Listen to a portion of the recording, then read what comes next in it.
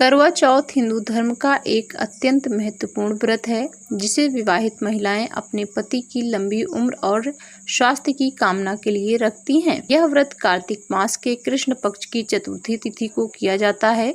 करवा चौथ का पर्व पति पत्नी के प्रेम और विश्वास का प्रतीक माना जाता है। करवा चौथ कथा में यह सिखाती है कि सच्चा प्रेम, भक्ति और संयम किसी भी विपत्ति को पार कर सकता है। जो महिलाएं इस व्रत को मन और हृदय से करती हैं, उनके पति लंबी उम्र प्राप्त करते हैं और वैवाहिक जीवन सुखी और समृद्ध बनता है।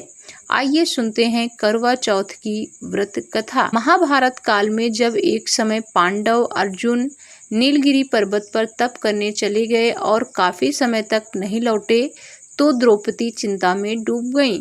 उसने भगवान श्री कृष्ण को याद किया तो उन्होंने तुरंत दर्शन देकर उनकी चिंता का कारण पूछा। द्रौपदी ने कहा कि हमारे सब कष्ट दूर हो तथा पति अर्जुन की दीर्घायु हो।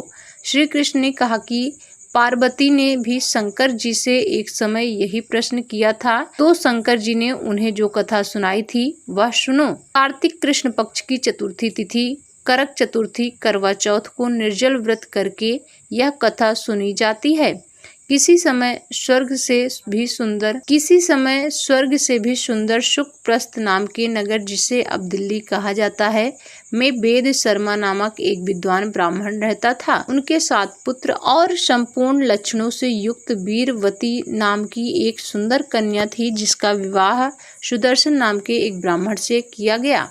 वीरवती के सभी 7 भाई विवाहित थे। जिस दिन करवा चौथ का व्रत आया तो अपनी भौजाइयों के साथ व्रत किया। दोपहर बाद श्रद्धा भाव से कथा सुनी और फिर अर्घ देने के लिए चंद्रमा देखने की प्रतीक्षा करने लगी। मगर इसी बीच दिन भर की भूख प्यास से वह व्याकुल हो उठी तो उनकी प्यारी भौजाइयों ने यह बात अपने पतियों से कही।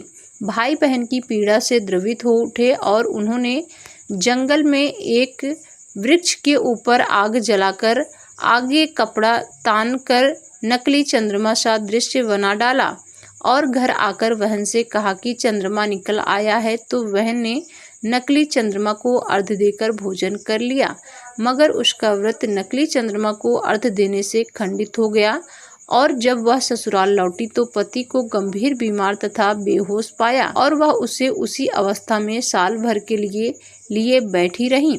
अगले वर्ष जब इंद्रलोक से इंद्र पत्नी इंद्राणी पृथ्वी पर करवा चौथ का व्रत करने आई और वीरवती से इस दुख का कारण पूछा तो इंद्राणी ने कहा कि गत वर्ष तुम्हारा व्रत खंडित हो गया था, इस बार तू इसे पूर्ण विधि से व्रत कर, तेरा पति ठीक हो जाएगा। वीरवती ने पूर्ण विधि से व्रत किया तो उनका पति फिर से ठीक हो गया।